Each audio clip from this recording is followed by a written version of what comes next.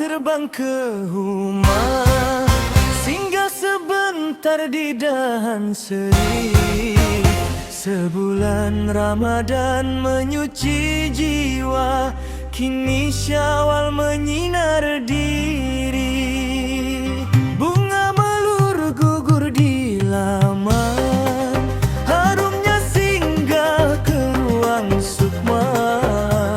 Takbir bergema memecah rawan, air mata syukur jatuh ke bumi cinta.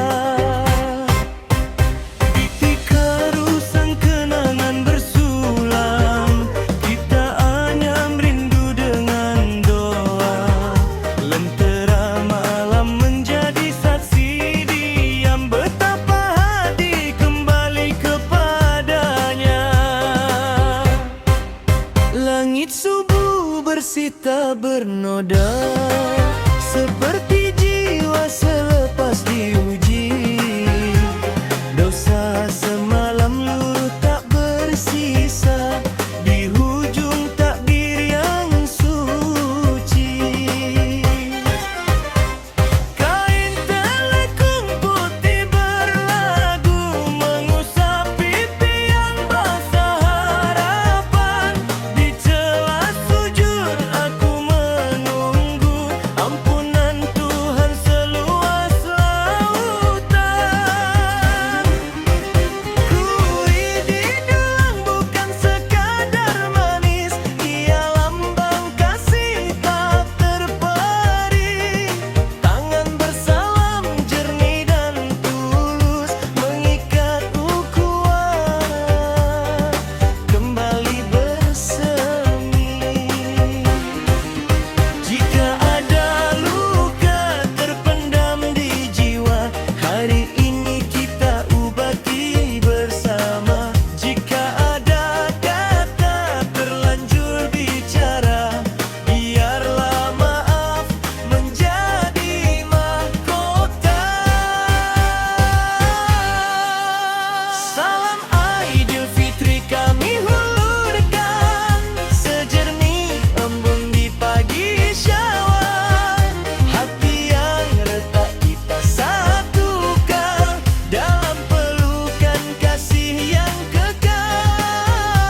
Salam Aidilfitri kami nyanyikan, sebening takbir menyentuh nurani. Dari hujung desa ke kota impian, maaf zahir batin kami beri. Rendang berasap di dapur tua, seperti cinta yang tak pernah padam. Tawa anak kecil jadi penawar lara, menghidupkan sunyi yang lama tenggelam. Ayah dan bonda di hujung usia, menanti pulang dengan sabar. Hari raya bukan sekadar pesta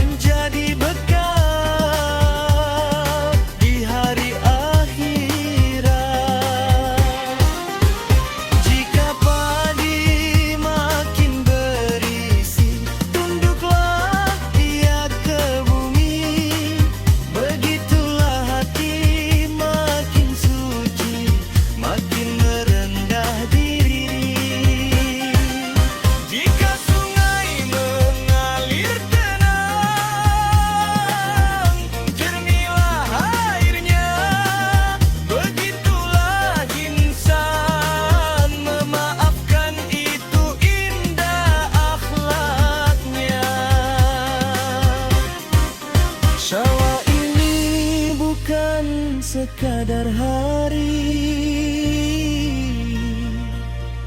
Ia jambatan kembali kepada Ilahi.